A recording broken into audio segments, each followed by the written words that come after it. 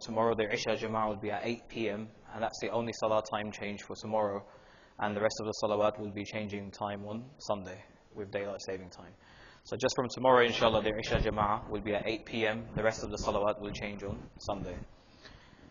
And inshallah, I just wanted to address a common question that people ask, especially today. And the question is with regards to Halloween and the celebration of Halloween, participation in Halloween festivities or activities or practices, and what is the Islamic ruling surrounding this, so on and so forth.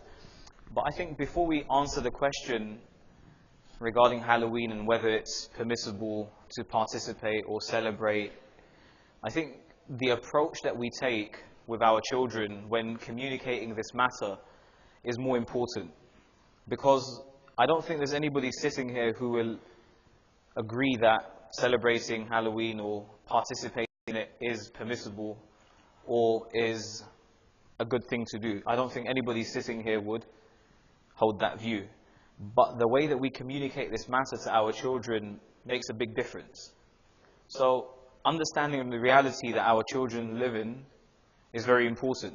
Many of us come from cultures where Islam was deeply rooted in society, and there was nothing impeding the growth of Islam in that society and the existence of Islam in that society. So for us to practice the faith was a good thing. In fact, not practicing the faith in such a society would have probably been disadvantageous.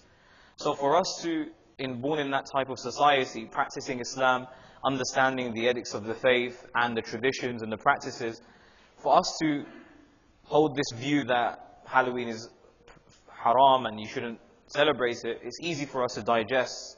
But for our children who are raised in these societies and cultures where they are pressured into conforming, or they are exposed to absolutely everything, and they are not just exposed but they are also taught within classrooms about the origins of these holidays, and they're encouraged to participate and be a part of the festivities, then it becomes quite difficult to explain.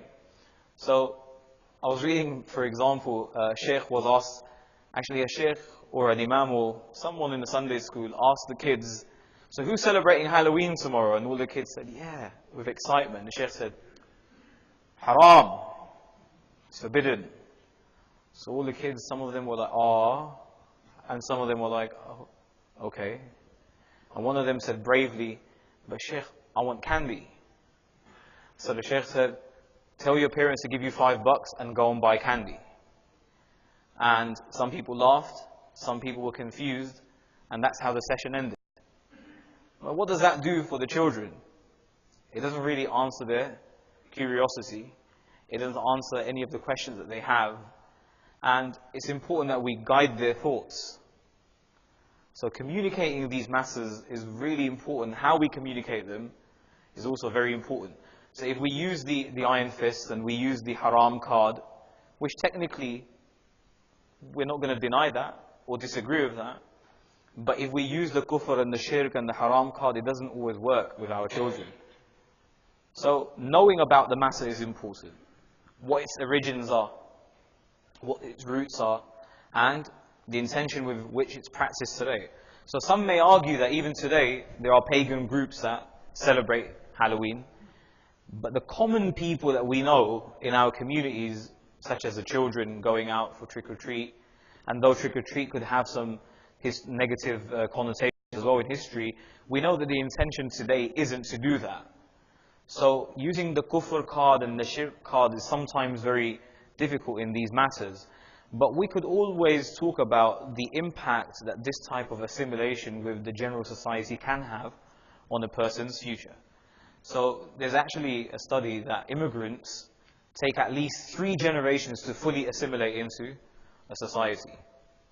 And we're seeing that with the immigrant community. We're seeing the children, some of them in the 3rd generation are ashamed of even being Muslim, or some of them would say that my parents are Muslim, but I'm no longer Muslim. And the reason that we're finding this is because we have failed somewhat to respond to the intellectual, spiritual needs of our children. So the education that we've provided them thus far has not been sufficient in answering their curiosity. When they go to school, of course, their curiosities are always answered, right? When they learn science and different subjects, because they're taught that if you don't see it, if you don't feel it, if you don't hear it, it doesn't exist. And of course, they're taught the scientific method and approach and the method of analyzing and critiquing and critical thinking and all these things that they're taught in the school system, which influences them greatly. And they have absolutely no exposure to Islam, or their education in Islam has been weak, the foundations are weak, then the way that they start viewing things is very different. So when we haven't responded to their needs intellectually and spiritually from a younger age, it's difficult to then guide their thoughts at a later age. So it's not about answering the question whether it's haram or shirk or kufr or this and that. It's about educating our children and developing the mindset earlier on. So this might not answer your question, or it did somewhat about Halloween, but I think for the future, our approach needs to change as parents. Because education starts from the home. Right? Education starts from the home. We can have halaqat every year, the night before Halloween, explaining the ruling of Halloween to the children, but that temperament has to be developed in the home.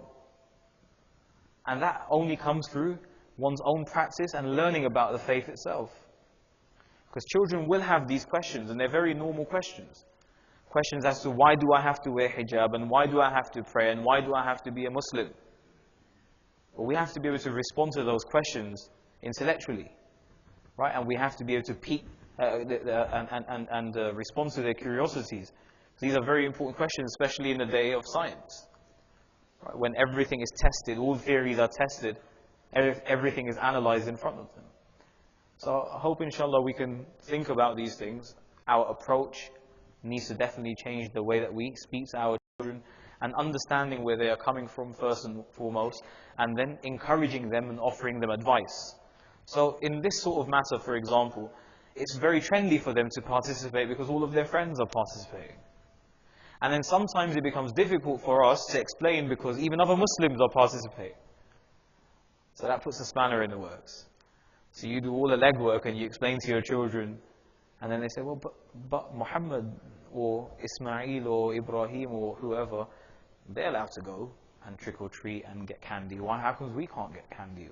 So that becomes a bit difficult for parents to explain, right? Very difficult. It becomes very difficult. But we have to encourage them that we practice what we think is what Allah taught us and Rasulullah taught us, and that sometimes not everybody practices that. So there are other people who will fall short.